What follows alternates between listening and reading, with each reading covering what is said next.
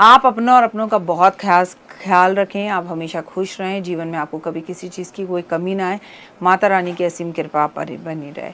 सबसे पहले तो भक्त एक शिव का चला शिव को मनाने के लिए, हाथ में 2 फूल लोटा जल चढ़ाने के लिए।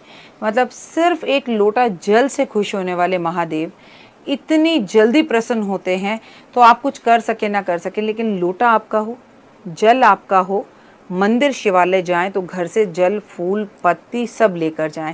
आज की इस भागती हुई दौड़ती दुनिया में हम गाड़ी को पार्क करते हैं, मंदिर से लोटा लेते हैं, मंदिर का जल लेते हैं और भगवान पे अर्पण करते हैं, और फिर कुछ दिनों बाद हम लोगों को कहते हुए मिलते हैं कि ऐसा क्यों है कि भगवान मेरी मन्नत पूरी नहीं कर रहे। तो कमी आप में ही है। आपको मैं बता दूं कि भगवान पर जल अर्पण करना सबसे बड़ा अभिषेक है। शीतल जल में शहद मिलाकर अभिषेक करने से आपके सावन में रिश्ते में सुधार आएगा। अनार के रस से अभिषेक करने से परिवार बढ़ेगा, अगर बच्चा नहीं हो रहा तो बच्चा होगा। अनार के फूल भी भगवान पर अर्पण करने चाहिए, इससे भगवान बेहद प्रसन्न होते हैं। धन के लिए गन्ने का रस और शहद, और इस बार उसमें थोड़ा सा गुड़ मिला लीजिएगा क्योंकि मंगल इस साल का राजा है, तो आपके पास धन बहुत आएगा। यश प्राप्त करने के लिए भगवान का अभिषेक आपको इत्र से करना है, अलग अलग खुशबुओं से करना है। दही से भगवान का अभिषेक करने से आपका चंद्रमा मजबूत होता है, यानी आपका मन मजबूत होता है। दूध से अभिषेक करने से काले तिल डालकर शनि आपका बहुत अच्छा हो जाता है, ठीक होता है, शनि अभिषेक होता है। भगवान पे सरसों के तेल से अभिषेक करने से भी आपका शनि बहुत अच्छा होता है।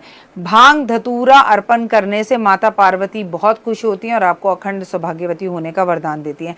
माता को श्रृंगार अर्पण करने से आपके जीवन के अंदर बहुत सारी लग्जरी आती है।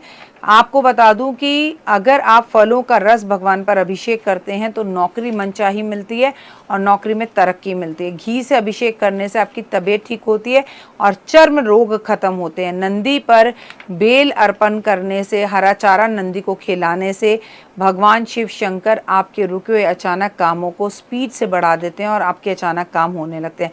शिव चालीसा का पाठ करने से आपके ऊपर शिव की, पार्वती की, गणेश जी की और कार्तिकी की बहुत बहुत कृपा होती है।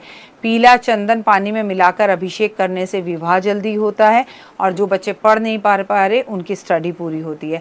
और मैं बता दूं, भस्म का पानी मिलाकर अभिषेक करने से आपके ऊपर से जादू टोना, तंत्र विद्याएं, कष्ट और तकलीफें, भय और कोक बंधी हुई है वो सब खुलती है। 108 बेलपत्र पर राम लिखकर भगवान को अभिषेक करने से आप समझिए अपना समर्पण, सर्वस्त्र अर्पण कर रहे हैं आप भगवान को। भगवान इतने ज़्यादा प्रसन्न होते हैं और आपकी मनोकामनाओं को पूर्ण करते हैं और लाइफ में आपको 100% रिजल्ट देते हैं।